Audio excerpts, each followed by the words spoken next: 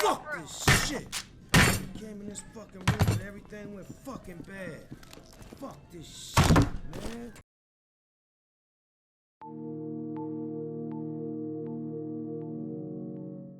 F.E.A.R 2 was released in February of 2009 for the PC, as well as the Xbox 360 and PlayStation 3 consoles.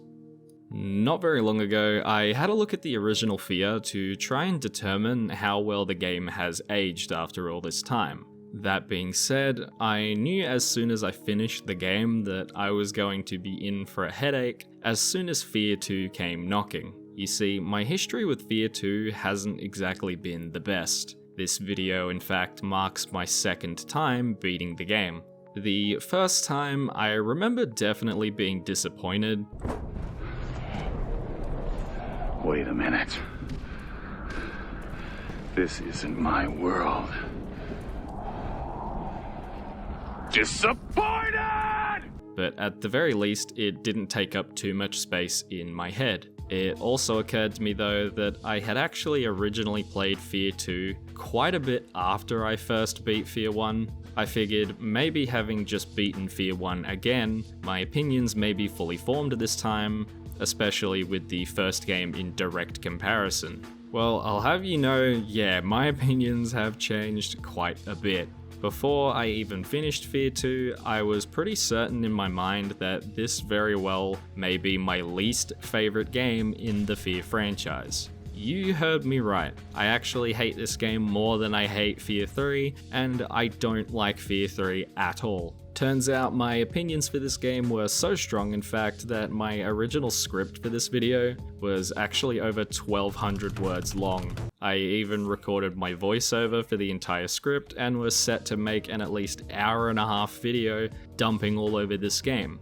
Once prime time came, however, and it was time to get to work, I realized I'd gone pretty overboard. This is my video based on an entirely new and revised script that I wrote after letting myself have an existential crisis over a video game. Trust me when I say my shame is immeasurable. Regardless, I'm still determined to make a well thought out and detailed video on F.E.A.R 2.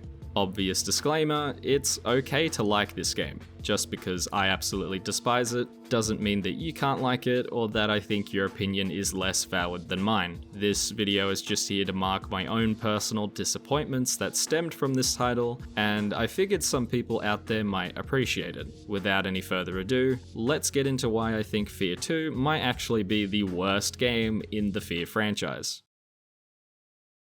F.E.A.R 2 begins towards the end of F.E.A.R 1. You play as Michael Beckett, a squad member of Delta Team tasked with securing Genevieve Aristide, president of Armacam, one of the sole individuals responsible for Alma's reawakening. Turns out, Genevieve's mistakes have resulted in a target being painted on her back. Armacam's board of directors has seen fit to commission a battalion of Black Ops soldiers to kill Genevieve, as well as any other individuals closely related to the Armacam disaster. Who are you people? What do you want from me? You want the numbers, Mason. That's all we've ever wanted. Naturally, a spanner is thrown in the works when the point man sets off the chain reaction responsible for blowing up the Origin facility. What the hell was that? Did we just get nuked? Oh my god.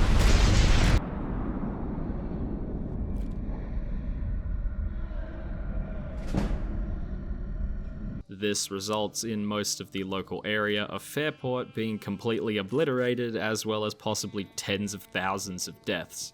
To make things worse, Alma has finally been freed from her containment, and now things are more dire than they have ever been. As the game goes on, it becomes the goal of Beckett and his Delta team to survive the hell that has risen from beneath the earth. On top of this, Alma has developed a rather uneasy obsession with Beckett in particular,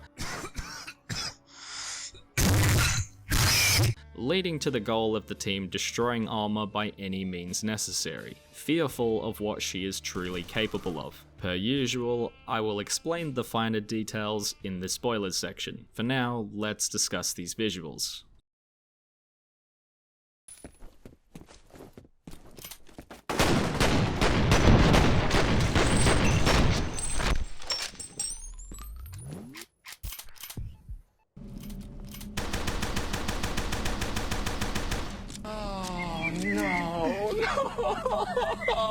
You may have seen this coming, maybe not, but F.E.A.R 2 basically has dissociative identity disorder when it comes to the visuals. On one hand, for a 2009 game, it doesn't look bad by any means, but it doesn't look like anything remarkable either. The problems start to arise when you begin comparing it to F.E.A.R 1. Despite the previous game coming out in 2005, it is still a much more intriguing game presentation-wise, both in the art style but also in the technical department. F.E.A.R had a very grounded but somewhat grim art style. It treaded that line between being plausible enough that it could happen in the real world and being flat out ridiculous, and this worked great. F.E.A.R 2 has honestly gone full ham, and I really don't know how to feel about it. For the sake of continuity, I'll discuss the art style first. Instead of the game looking grounded and realistic, F.E.A.R 2 goes for the generic sci-fi aesthetic. Most weapons have been totally redesigned to fit a more pseudo-futuristic style. A lot of your weapons glow for zero practical reason, and honestly, it doesn't even look like this game takes place in the same series. This was a mistake.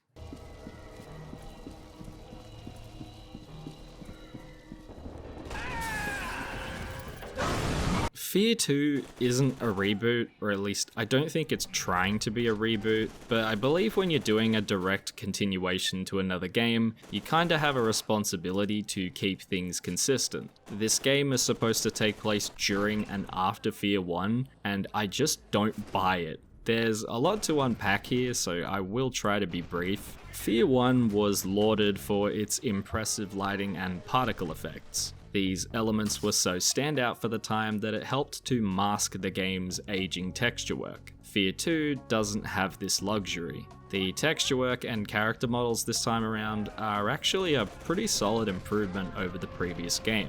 Despite this, they didn't improve the lighting and particles. In fact, I would argue they made it worse. To start, Monolith made the decision to switch from harsh lighting and shadows to ones which are more soft.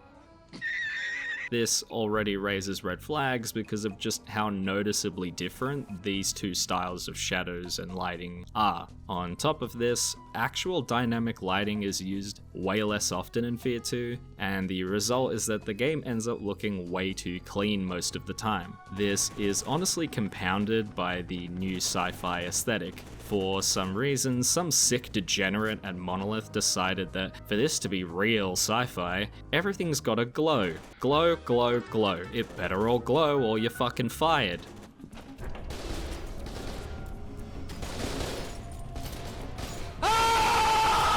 Hell, enemies even glow in slow-mo now, and it looks really fucking stupid.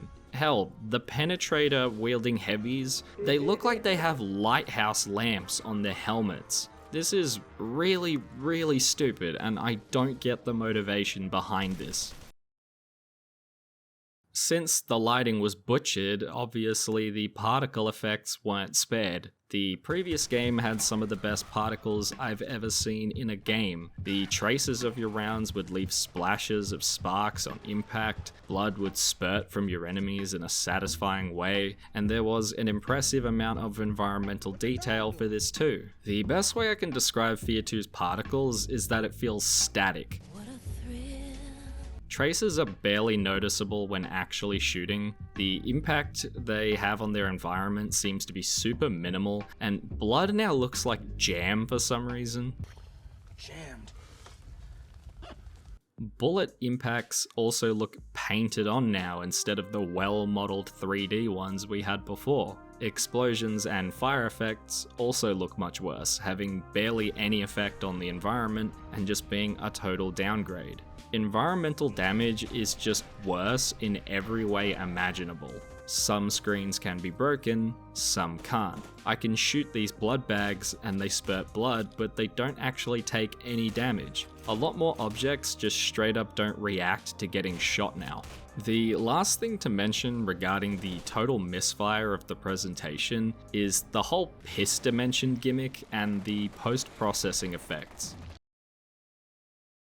To start, at seemingly random, F.E.A.R 2 will tint everything in the shade of dehydrated urine as a sign of you being in a horror or hallucinatory section. This takes away all of the visual spectacle from these sections in my opinion, and it quite literally just makes them look one note and uninspired. The game absolutely loves this gimmick though, and you're gonna see it a lot.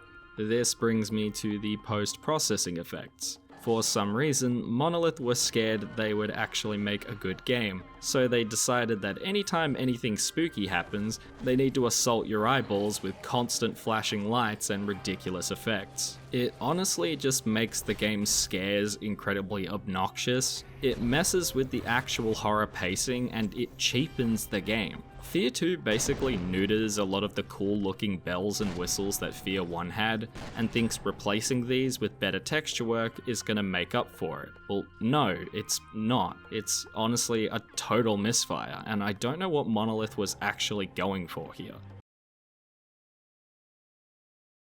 To discuss the sound design for F.E.A.R 2, it is also unfortunately a downgrade. This contributes to one of many issues I have with the combat in this game, and it helps to make the combat feel weak. Voice acting and general sound is fine for the most part, but something really went amiss when it comes to the combat. Almost every weapon in this game sounds weaker this time around, probably because in gameplay every weapon is weaker. There are a couple exceptions. The assault rifle sounds passable and the sniper rifle actually sounds pretty good.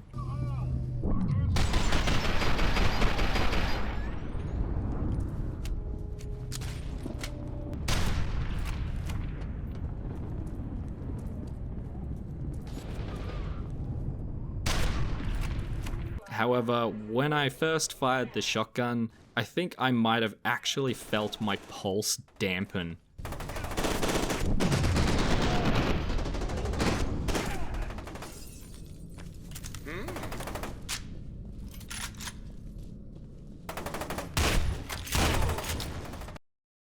Hey, fuck you! Unlike F.E.A.R 1, the guns don't sound realistic and impactful, they just sound like generic pew-pew late 2000s military shooter weapons.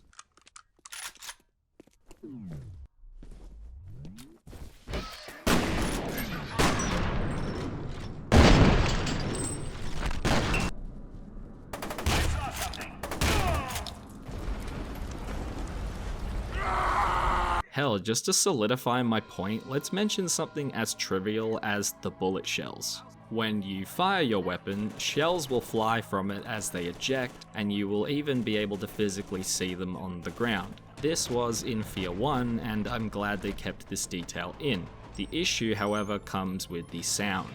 The mixing for the shells hitting the ground is so low that you pretty much can't hear them at all in combat. F.E.A.R 1's shell sounds may have been a bit over-exaggerated, but who cares? It made things more fun and satisfying. The shell sounds here are so quiet I straight up thought they were removed until I heard them in an ultra-quiet room.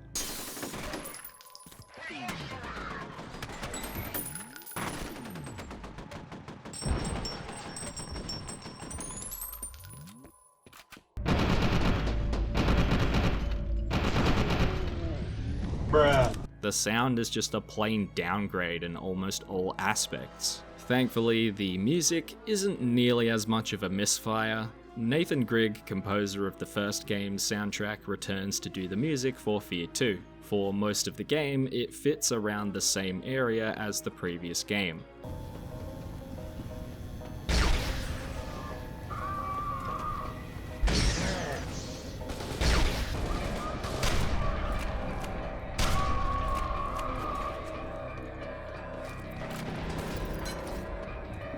It's fairly reserved and tends to serve as an enhancer for what's happening on screen instead of being a focus.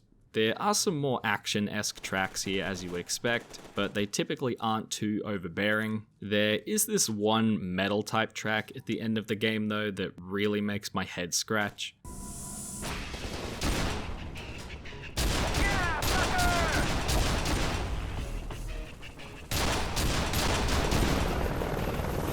What you're seeing is advanced warfare. I get what they were going for, seeing as this is the final time you fight the enemy before the final boss, but it just doesn't feel right. All in all, I wouldn't listen to the soundtrack in my free time, but it does fit the game quite well, and I don't really have a problem with it. Okay, so the visuals are inconsistent as hell, and the sound design is noticeably weaker. Surely then, we can be rescued by the gameplay, our knight in shining armor. No. Big, fat, no. Before I jump into tearing this game to shreds, let me just say this. F.E.A.R 2 is not one of the worst games I have ever played. In truth, as a game on its own, it's far more mediocre than it is bad. But as a sequel to one of the best shooters of all time, Monolith straight up sprinted headfirst off of a cliff. F.E.A.R 2 is basically the same skeleton of the original concept, except by this point it's had 4 separate car crashes, and they've replaced so many parts with augments that it barely knows who it is anymore. Across 7 intervals you will go through various locations as you and Delta Squad try to make the best of a bad situation. Across these levels there is actually a decent amount of variety, visually speaking. Apparently this was a big focus for Monolith, as during the game's development they cited that they wanted to improve upon the issue of repetitive environments, as quite a lot of people complained that in the first game, you spent a bit too much time in these generic looking offices and such. Despite this newfound visual variety, however, the actual levels themselves are nowhere near as enjoyable as they used to be. This is caused by a bunch of things. To start off, the early levels are incredibly linear. We are talking corridor level design. Combined with the downgrades to the AI, which I will get to, these early levels feel incredibly by the numbers and boring. The levels do open up as the game goes on, but it doesn't happen until you get to like the 4th interval, which is honestly confusing. Why would you make your introductory levels the worst ones in the entire game? In general, the levels are still worse than before. Even once things do open up, exploration is less rewarding and enjoyable. Despite your total medkits being reduced down to 3 from 10, you will really never need to go out of your way to look for more. On top of this, ammo is insanely plentiful for everything but ultra special weapons, so you don't even really need to explore for that either. So the levels aren't as fun or interesting, but how is the actual gunplay?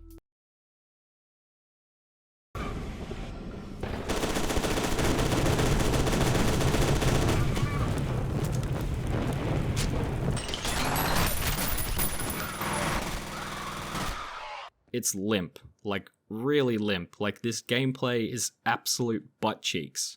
I could maybe get past the weak sound design for the weapons if they were actually strong in practice, but they're not. Combat in F.E.A.R 2 feels significantly slower than before, and not in a good way. Beckett basically moves the same as the Point Man, except now he has one of those asthmatic sprints that lasts like 4 seconds. You can still do flying kicks and slide kicks, except melee feels so fucking terrible this time around, I seldom used it.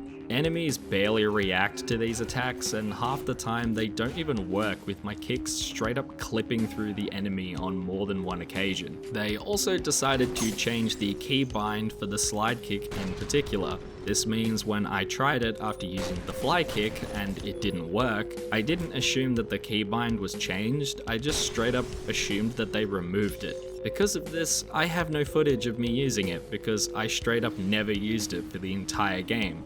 When it comes to the guns, I genuinely can't tell if the guns do low damage or if the enemies are just super tanky. It always feels like your weapons take just a couple seconds too long to kill someone.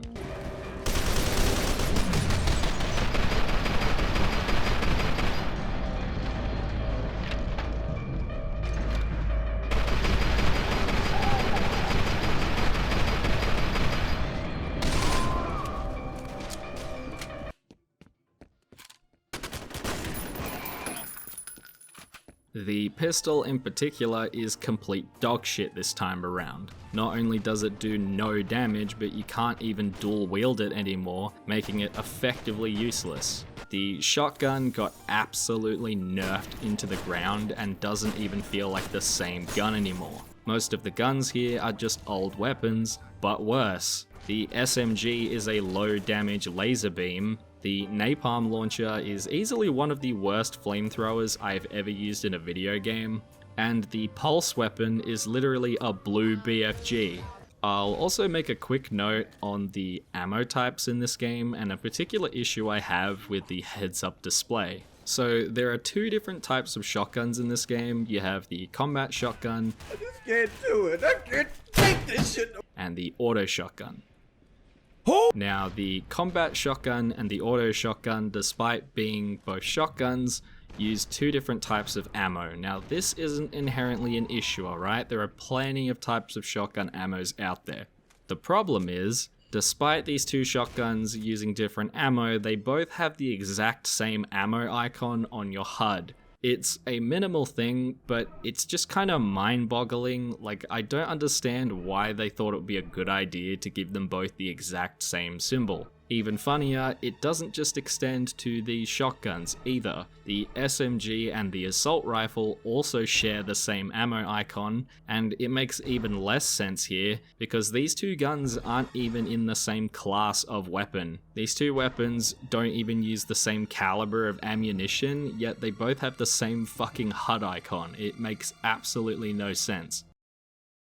So what we have here, the levels are worse, your attacks are weaker, and to top it all off, it's all compounded by the new inclusion of aiming down the sights. Previously, you would just hip fire your weapon, or you could do a light zoom to be a little bit more accurate. Shooting while running and hip firing was less accurate, but it was still viable. The game presented a strategic element to the gunplay without restricting the way you can use them. F.E.A.R 2, I'm assuming because of other games at the time, decided to add ADSing as a mechanic. This is not a bad idea inherently, but in this game in particular, it is implemented incredibly poorly. Aiming slows you down to a crawl and severely limits your field of view. On top of this, they nerfed hip firing into the ground, thus forcing you to use this mechanic to be effective in combat. It makes the game boring, slow, and by limiting what you can see,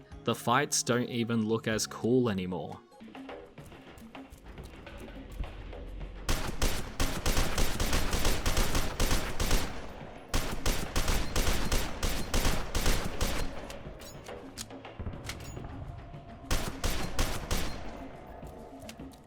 Instead of focusing on the awesome carnage you're causing, you're staring at the jam-spraying straw collector.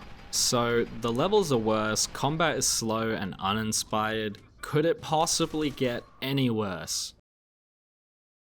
You bet your ass it does. Next up on the roll call, we gotta talk about the horror elements. Personally, I never found the first F.E.A.R to be a scary game per se. It did a good job of building tension and had a great atmosphere though. F.E.A.R 2 goes for a much more obnoxious and unlikable form of horror. Sections lack build-up this time around, and things just seem to happen non-stop with barely any context. Jump scares are frequent and they are ill-earned. The game laces many of its best moments with the god-awful post-processing effects, leading you to some scenes being totally ruined. The biggest horror moments are also frequently shown in cutscenes which take control away from you. Instead of Alma being this looming force that bides her time with attacking you, F.E.A.R 2 is constant. It just doesn't know when to stop and becomes incredibly annoying very quickly.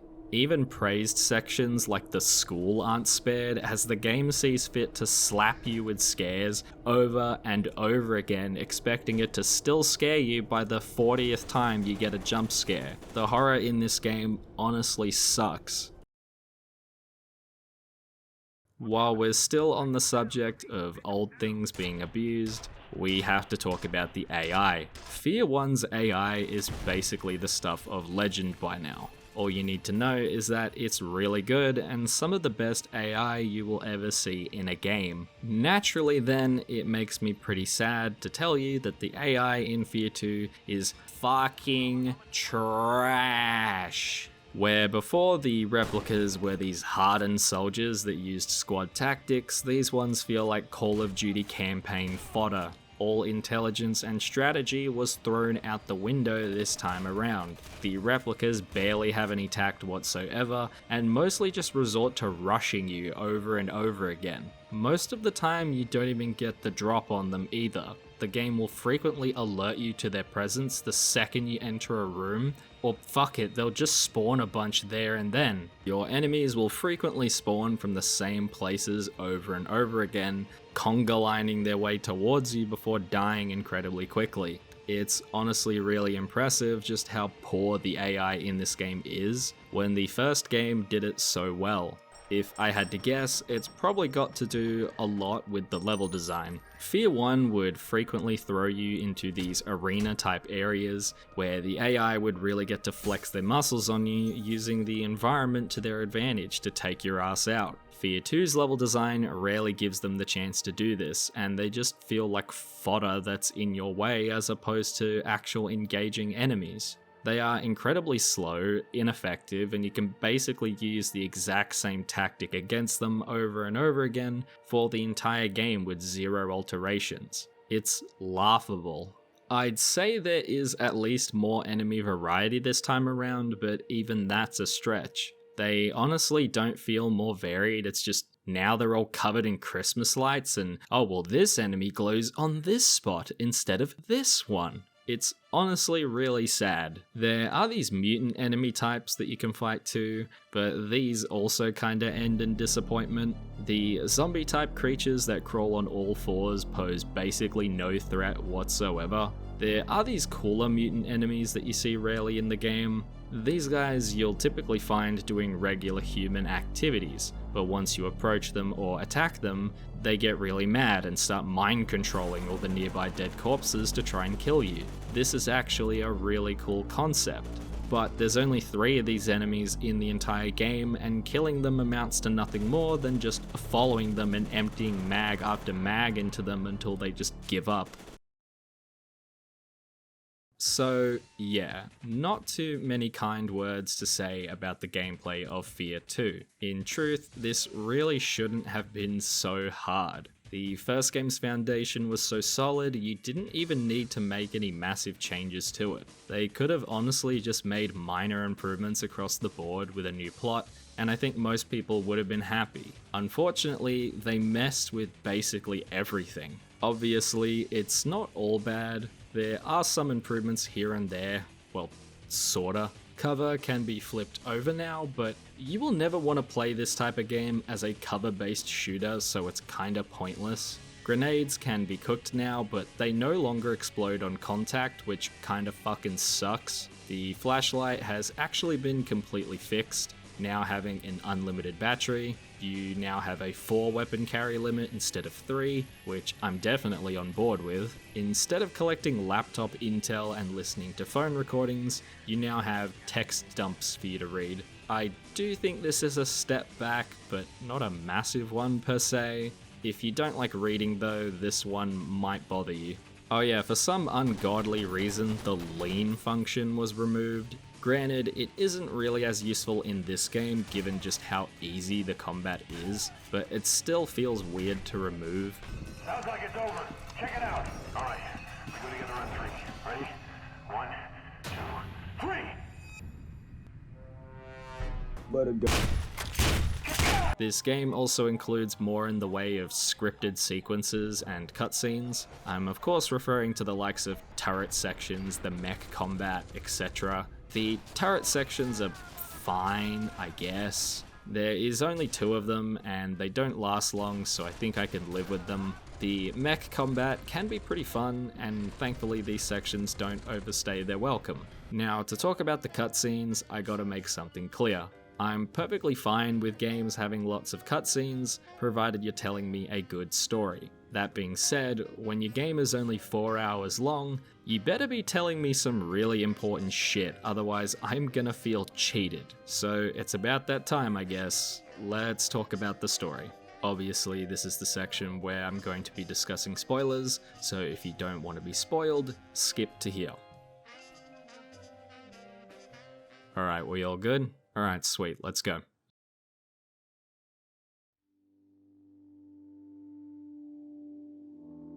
You and Delta Squad head into Genevieve's rich CEO building to attempt to rescue her. Unfortunately for us, the Black Ops soldiers sent by Armorcam have already arrived. Naturally, you fight your way through tons and tons of soldiers until you eventually make your way to Genevieve. She explains in an incredibly quick and sorta convenient way that you and your squad are somehow the only ones capable of stopping Alma. Shortly after your conversation, however, you witness Harlan Wade setting Alma free via Origin security footage. Soon after, a massive explosion from the Origin facility erupts, somehow knocking out you and your entire squad. Wait, what? After the explosion that leads to you and your entire team getting conveniently knocked out, you are taken by Genevieve. You see brief flashes of surgery being performed on Beckett as Genevieve forces the surgeons to complete a mystery procedure despite their warnings. You witness all manner of unholy visions in the piss dimension before you receive a friendly jab and everything goes dark again. You wake up alone in a hospital bed. You have no contact with your team except for 2 people, Stokes and Griffin. You wander through the hospital, unaware of exactly where you are or what is going on. As you explore, however, you slowly discover that something isn't quite right. Soon, you witness a soldier shooting a member of the hospital staff. Turns out the Black Ops soldiers you previously fought have tracked you and your entire team down to the hospital, and they're eliminating anyone associated with the Armorcam disaster, which now includes you and your team. Soon, you rearm yourself and begin to fight your way through the Black Ops forces as you attempt to escape the hospital and regroup with your team. Along the way, a mystery individual called Snakefist intercepts your radio transmissions, slapping you over the head with more exposition while he tries to help you escape your current situation. You soon regroup with Stokes and Genevieve, who makes you step into some kind of chamber before you can reach them. Nobody questions this at all, so I guess we don't either. Of course, you get separated from them after the Black Ops soldiers fuck everything up. You are introduced to Colonel Vanek, commander of the Black Ops, and a character so forgettable you will barely hear me mention him for the rest of this segment. After fighting your way through more parts of the hospital, fighting more Black Ops soldiers and other monstrosities, you encounter another one of your squad mates, Jankowski. Somehow he's gotten himself killed by some surgical equipment. He has had absolutely zero screen time up to this point, so you don't really give a shit.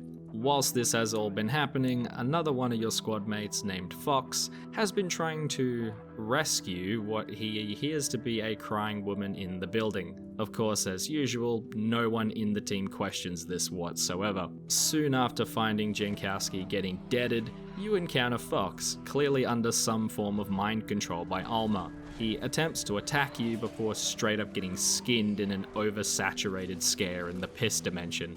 Oh well. Like with anything, you press on, making your way to the nearby elevator and escaping the hospital. Of course, things are never this easy. You weren't just in any hospital. Turns out this was an underground hospital, meaning you still got plenty of ways to go. You fight your way through a shit ton more enemies before conveniently bonking your head in a fall and getting knocked out for a while because video game. Also, Alma all of a sudden is really gunning for you and doesn't want to leave you alone, so now you gotta move extra quick. Apparently, whatever Genevieve did to you during the surgery has made you a prime target for her, and you're basically a walking beacon for her now. You fight your way through some more generic bad men, blah blah blah, before finding yourself in what appears to be some kind of open training facility. Turns out the place you find yourself in was actually a part of the replica program founded by Harlan Wade from the first game. The weird zombie-like creatures you have been fighting were actually individuals originally meant to be psychic commanders, but for whatever reason, the process for it has turned many of these potential candidates into monsters. You get another fat exposition dump from Colonel Vanek before he does something, and it causes one of the only connected psychic commanders to activate a bunch of the replica soldiers, and you're forced to fight a shit ton of them in this fighting arena. Unfortunately, Alma is really down bad and decides to save your ass before they manage to finish you off. Fuck. So you continue to fight your way through the facility until you finally reach a lift that takes you to the surface. Your new goal becomes to regroup with the remainder of your squad ASAP. The city of Fairport is in complete ruin thanks to the explosion caused by the Origin facility. Also, Alma has a bit of a hissy fit because you got away from her, and in her rage somehow activates all of the replica soldiers in the area. Because of course she does. Snakefist claims to have a way to destroy Alma, but apparently Genevieve is on her way to his location, bringing most of the Armacam Black Ops forces right behind her. Now your goal becomes to group up with your squad and then find Snakefist so that you can learn how to stop Alma. You fight your way through the numerous streets of Fairport in order to regroup with your squad. Griffin soon becomes enamored by a crying woman that he believes needs help. Despite the fact that this has happened once already and someone fucking died because of it, no one in this dumbass team questions it at all. Battle, battle, battle, murder, murder, murder, kill, kill, kill, same old, same old. Stokes gets held down by some snipers and you gotta go rescue her. After getting her out of the bad situation, Beckett and Stokes get split up temporarily, but agree to rendezvous at Griffin's supposed location. Shortly after, you find a conveniently empty mech nearby, and you take it upon yourself to borrow it in order to reach your next location. You gat the shit out of a lot of soldiers before finally arriving at Griffin's location. Surprise, surprise, however, the crying woman was Alma, and Griffin becomes extremely dead. Feels bad. So you and Stokes decide to get the hell out of Dodge and meet up with the remainder of your squad so that you can begin travel to where Snakefist is located, Wade Elementary. You and your squad mates have a bit of a sook about Griffin's death, you know, no one really gives a shit.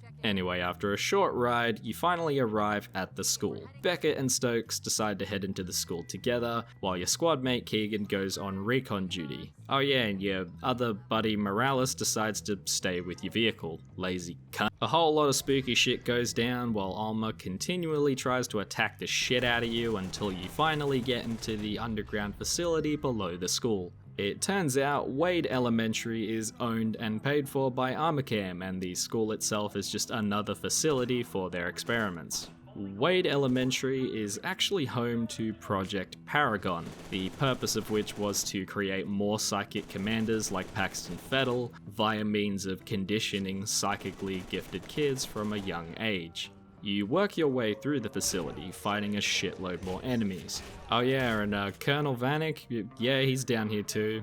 Woo! You finally get to kill him, but ultimately he ends up just dying like an absolute bitch in a QuickTime event.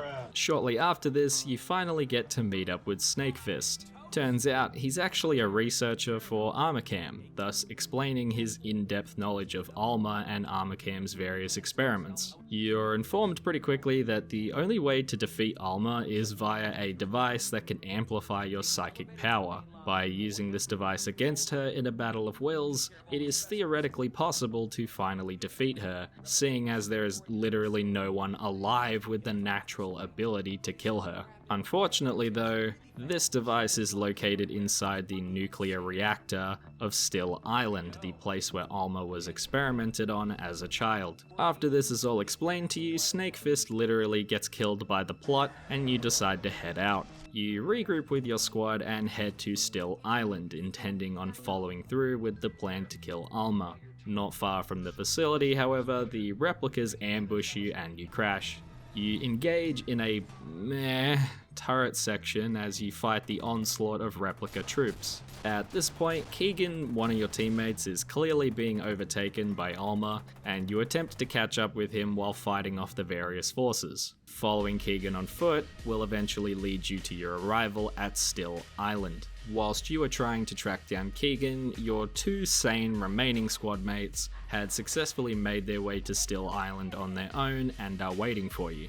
So you fight more replica soldiers in another turret section, except now a shitty metal song plays just to add insult to injury.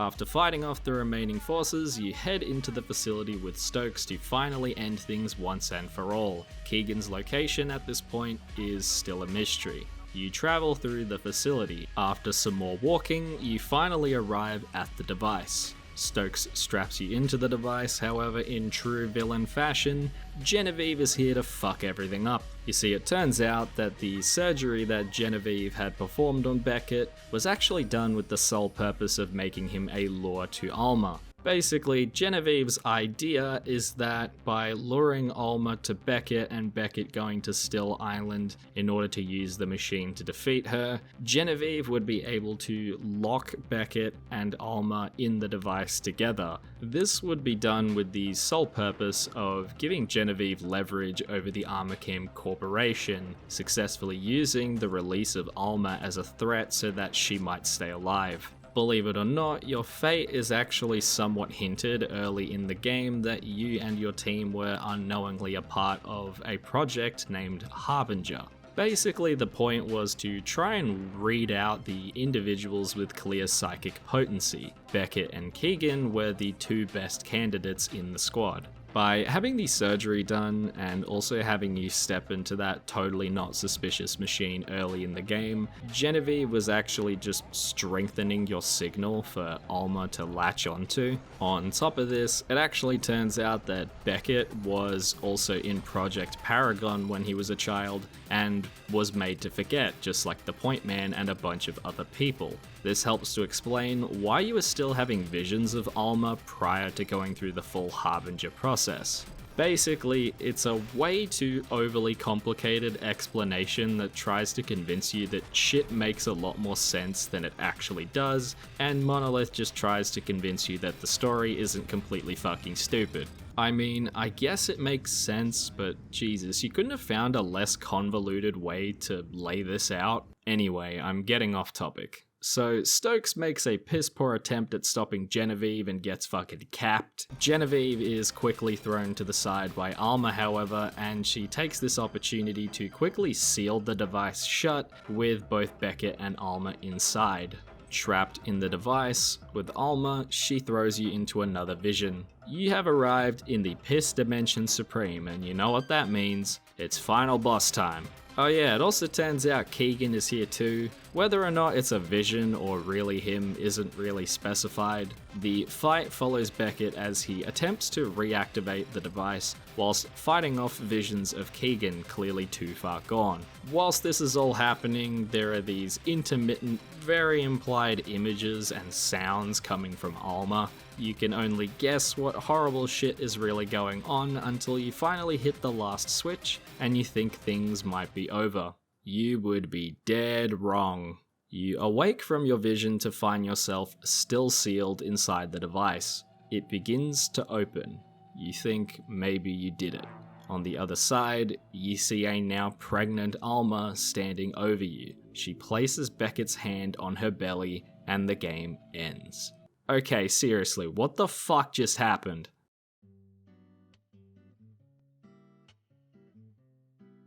So, what you just witnessed is probably one of the most messed up endings in a video game. Whilst you thought you were winning the Battle of Wills, Alma had actually forced herself upon you, and now Beckett has become the unwilling father of an apocalypse baby. In truth, there isn't a ton you can say about the ending. It's incredibly dark, depraved, and genuinely made me uncomfortable. That being said, this type of shocking conclusion didn't exactly feel earned within the context of this narrative. Again, despite Monolith's plight to improve all of the least liked elements from F.E.A.R 1, they failed. F.E.A.R 2's plot at worst is just a plain rehash of what you already got in the first game. Most of the important new and interesting plot information is buried in the background notes, while all of the cutscenes tell you shit that you should have already known had you played the first game. They hammer into your head over and over again how messed up the experiments were on Alma, except we already knew that. You really haven't given me any reason to think it's any more fucked up than it already was. By repeating this information over and over again, it more feels like you're insulting my intelligence and acting as if I can't remember one game ago. There are some new, interesting story elements introduced here, but they get pushed to the wayside by what we already know, when they should have been the core focus.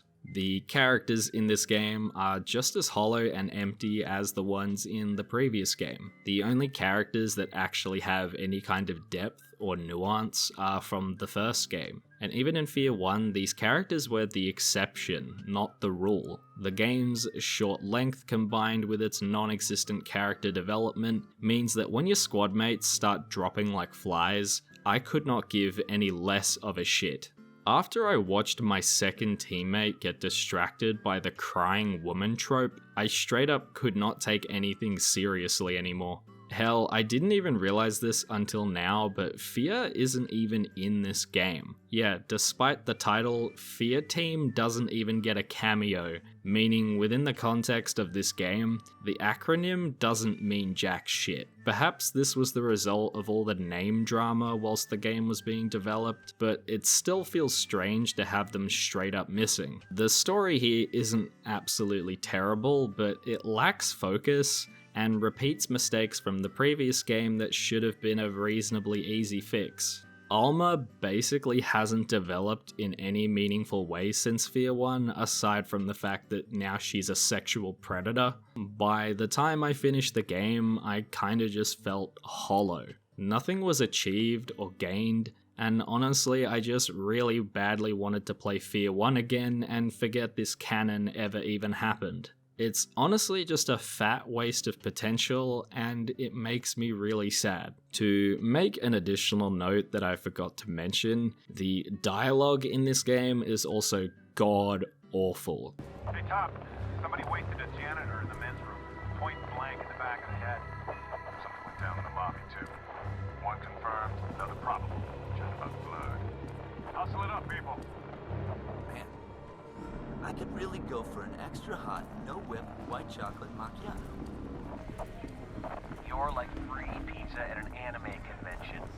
Which reminds me, have you ever seen a hippopotamus fight? They start crapping and wagging their tails really fast and shit just flies everywhere.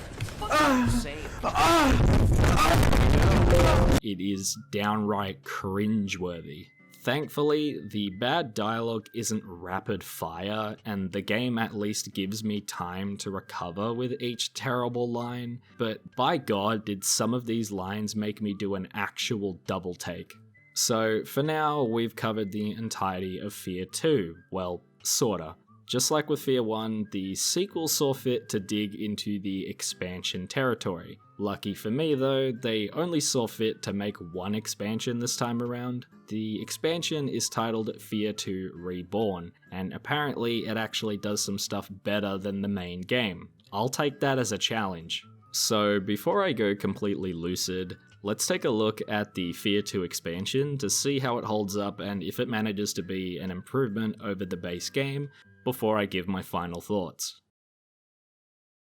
Alright, so to be totally honest, me calling Reborn an expansion is a bit of a stretch. Reborn is basically a demo. F.E.A.R 2's main campaign took me 4 hours to beat, which is very short for any game. Reborn took me about 40 minutes. Completely ignoring comparisons to F.E.A.R 1 this time around, Reborn does have some neat ideas and at least tries something different. Reborn has you playing as Replica Soldier 813 sometime during the events of F.E.A.R 2's main storyline. You start off working with your squad as you land in the field in an elite mech suit. You mess some shit up, kill a ton of enemies, and it's a jolly good time. Short ways into your mission, however, your mind is taken over by the spirit of Paxton Fettel. His power as a psychic commander compels you to travel all the way to the center of where the origin explosion took place in order to meet with Paxton so that he can be reborn. The basic premise is that Paxton's spirit still lives on, but he's trapped in some kind of purgatory until he is able to get himself a new body. Your role as a replica is to be the vessel for Paxton to live again. In all honesty, playing as a replica soldier is a unique perspective that I actually enjoyed seeing. For as brief as your time spent with them is, it definitely opened my eyes a bit. Getting to see Paxton return was definitely a treat, and the game even kicks me in the balls with nostalgia when it starts playing the F.E.A.R 1 main menu music early in the DLC.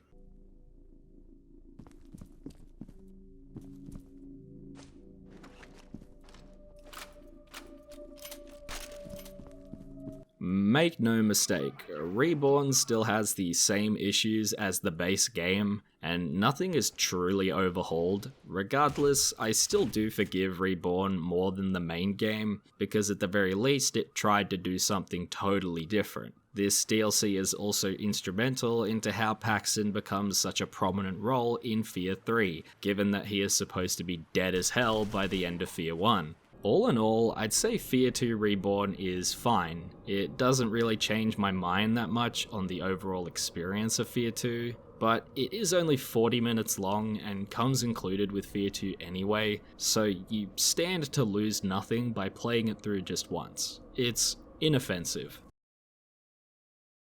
So here we are at final thoughts. You know, before I revisited F.E.A.R 2 for this video, my thoughts were pretty generalized. It's been a good while since I'd first played it, and I just remembered it being a fairly meh experience. If I'm being completely honest, F.E.A.R 2 isn't even a bad game on its own, but as a sequel to F.E.A.R, it is hot garbage. It does not even come close to matching the previous game in any single element, and is honestly just a sad attempt at recapturing some magic. The art design is more generic, the visuals are incredibly inconsistent, and many of the technical strides made with the first game are totally forgotten about here. They actively chose to ignore F.E.A.R's identity as a shooter in favor of making a more mainstream, friendly by-the-numbers FPS. This game had so much more to live up to, and in my mind it fails as a sequel in almost every way imaginable. There is literally no reason to even experience this game when it was done better only a few years before. Plenty of people may think I'm being too harsh on this game, and that's fair enough. This is just the passionate words of a fan that is incredibly annoyed that I had to watch a series with so much potential fuck it up every step of the way. There really isn't much more to say. I don't think F.E.A.R 2 is very good, and it makes me genuinely sad. If you made it this far into the video, I'd like to thank you. If you liked the video, please feel free to leave a like or comment your support and leave any kind of critique. I'm pretty new to this sort of thing and always looking to improve and just be a better reviewer / analyzer in general. Personally, I'm feeling a lot more optimistic about the next video, seeing as the popular opinion is to hate F.E.A.R 3 and treat it like it's the worst thing ever made, and to act like it was the game that murdered the F.E.A.R franchise. But in all honesty, I think this franchise was knocking on death's door before F.E.A.R 3 was even announced. F.E.A.R 3 just happened to be the final nail in the coffin, but that is for another video. Thank you all for watching, and hopefully I'll see you next time when I analyze and review the final F.E.A.R game, F.E.A.R 3.